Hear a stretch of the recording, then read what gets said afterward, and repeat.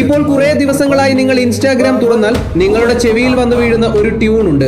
ഒരുപക്ഷെ നിങ്ങൾക്കത് ഏത് ഭാഷയാണെന്ന് മനസ്സിലായിട്ടുണ്ടാവില്ല. പക്ഷെ ആ താളം നിങ്ങളെ ഒന്ന് പിടിച്ചിരുത്തിയിട്ടുണ്ടാകും. ബെൽജിയൻ ഗായകൻ സ്ട്രോമായി 10 വർഷങ്ങൾക്ക് മുൻപ് പാടിയ പാപ്പാ ഊത്തായി. വർഷങ്ങൾക്കിപ്പുറം എന്തിനാണ് ഈ പാട്ടിപ്പോൾ ലോകം മുഴുവൻ വീണ്ടും ഏറ്റെടുക്കുന്നത്?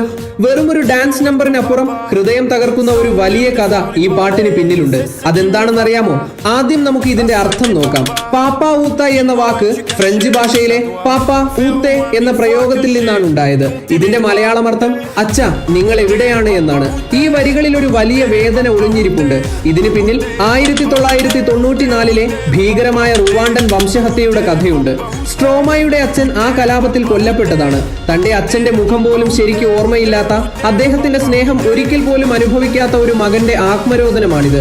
ഭീകരമായ റുവാണ്ടൻ വംശഹത്യയെ പറ്റിയുള്ള ഒരു വീഡിയോ മുമ്പ് നമ്മൾ ചെയ്തിട്ടുണ്ടല്ലോ. ആ കഥ അറിയാൻ പേജിൽ കയറി റേഡിയോ ജനോസൈഡ് എന്ന വീഡിയോ നോക്കുക.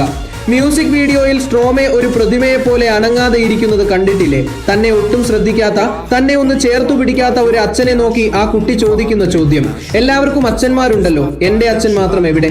പഴയ ഒരു പാട്ട് 2026 എങ്ങനെ വീണ്ടും ട്രെൻഡായി?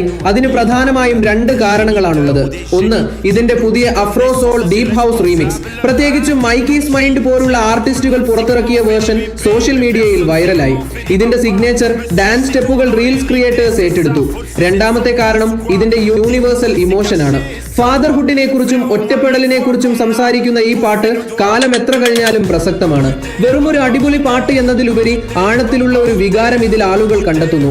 നമ്മൾ റീൽസിൽ കണ്ട് ചിരിക്കുന്ന ഈ പാട്ടിന് പിന്നിൽ ഇത്രയും വലിയൊരു കണ്ണീർ കഥയുണ്ടെന്ന് എത്ര പേർക്കറിയാം? ഒരു കലാകാരന്റെ ജീവിതത്തിലെ ഏറ്റവും വലിയ വേദനയെ ലോകം ആഘോഷിക്കുന്ന സംഗീതമാക്കി മാറ്റിയ സ്ട്രോമ എന്ന പ്രതിഭയുടെ മാജിക് ആണിത്. അടുത്ത തവണ ഈ പാട്ട് കേൾക്കുമ്പോൾ ആ വരികളിലെ മകന്റെ വിളി നിങ്ങളും ഒന്ന് ശ്രദ്ധിച്ചു നോക്കൂ. പാപ്പാ ഊതേ.